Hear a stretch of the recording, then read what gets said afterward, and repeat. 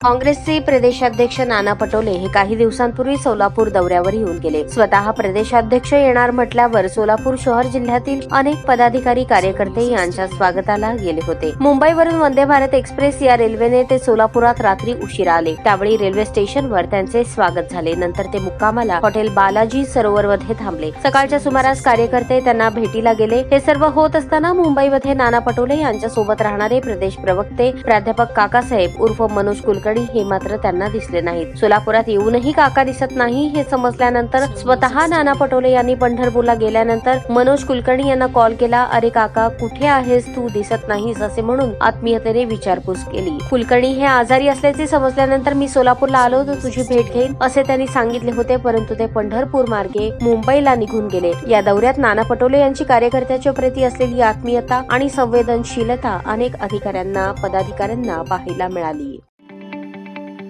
ताज्या बातम्या पाहण्यासाठी प्राईम महाराष्ट्र न्यूज चॅनलला सबस्क्राईब करा.